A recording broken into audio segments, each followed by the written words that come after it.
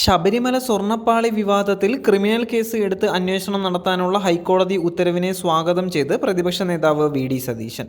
ഇത് ദേവസ്വം ബോർഡ് മറച്ചുവെച്ച ഗുരുതര കുറ്റകൃത്യമാണ്. ഹൈക്കോടതിക്ക് ഈ വിഷയത്തിൽ വ്യക്തത ലഭിച്ചതോടെയാണ് തട്ടിപ്പ് പുറത്തു വന്നത് എന്നും അദ്ദേഹം മാധ്യമങ്ങളോട് പറഞ്ഞിരിക്കുകയാണ്.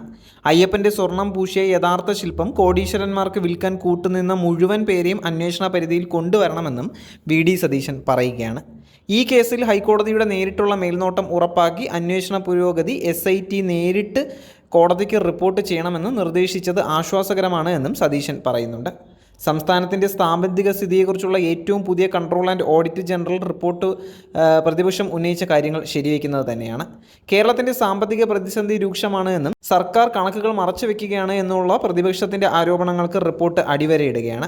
ശബരിമലയിലെ തട്ടിപ്പുമായി ബന്ധപ്പെട്ട വിവാദങ്ങൾക്കിടയിൽ സംസ്ഥാനത്തെ ഗുരുതരമായ ഭരണപരവും സാമ്പത്തികപരവുമായ വീഴ്ചകളാണ് ഈ സംഭവങ്ങളിലൂടെ പുറത്തു വരുന്നത് എന്നും വി.ഡി. സതീശൻ പറയുകയാണ്. ശബരിമലയിലെ സ്വർണ്ണപ്പാളി ക്രമക്കേടുമായി ബന്ധപ്പെട്ട് ദേവസ്വം വിജിലൻസ് ഹൈക്കോടതിയിൽ സമർപ്പിച്ച റിപ്പോർട്ടിലെ വസ്തുതകൾ പ്രതിപക്ഷം നേരത്തെ ചൂണ്ടിക്കാട്ടിയതാണ് എന്ന് കോൺഗ്രസ് പ്രവർത്തക സമിതി അംഗം രമേശ് ചെന്നിത്തല MLA പറയുന്നുണ്ട്. സ്വർണം നഷ്ടപ്പെട്ട സംഭവത്തിൽ വലിയ സ്രാവുകൾക്ക് പങ്കുണ്ട് എന്നും അവരെ സംരക്ഷിക്കാൻ സർക്കാർ ശ്രമിക്കുകയാണ് എന്നും അദ്ദേഹം പറയുകയാണ്. വിജിലൻസ് ഹൈക്കോടതിയിൽ നൽകിയിരിക്കുന്ന കാര്യങ്ങൾ പ്രതിപക്ഷം പണ്ടേ പറഞ്ഞ കാര്യമാണ്.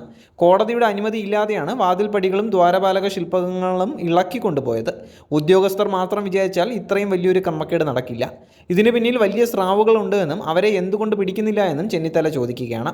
സ്വർണ്ണക്കൊള്ള നടന്നിരിക്കുന്നത് മന്ത്രിയുടെയും ദേവസ്വം പ്രസിഡന്റിന്റെയും അറിവോടെയാണ് എന്നും അദ്ദേഹം പറയുന്നുണ്ട്. ഈ സർക്കാർ അവിശ്വാസികളുടെ സർക്കാരാണ്. കിട്ടിയത് അടിച്ചുമാറ്റുക എന്നുള്ളതാണ് ഇവരുടെ നയം. ഇത് ഉദ്യോഗസ്ഥർ തമ്മിലുള്ള സാധാരണ ക്രമക്കേടല്ല, ഇതൊരു കൂട്ടുകച്ചവടമാണ് എന്നും ചെന്നിത്തല പറയുന്നുണ്ട്. ശരിയായതും നിഷ്പക്ഷവുമായ അന്വേഷണം നടത്തണമെന്നും കേസിൽ ആരോപണ വിധേയനായ ഉണ്ണികൃഷ്ണൻ പോറ്റിയുടെ എല്ലാ ബാങ്ക് അക്കൗണ്ടുകളും പരിശോധിക്കണമെന്നും അദ്ദേഹം ആവശ്യപ്പെട്ടിരിക്കുകയാണ്. സ്വർണ്ണനഷ്ടം സംബന്ധിച്ച് ഹൈക്കോടതി ഇപ്പോൾ സ്വീകരിച്ചിരിക്കുന്ന കർശനമായ നിലപാട് സ്വാഗതാർഹമാണ് എന്നും രമേശ് ചെന്നിത്തല പറഞ്ഞു.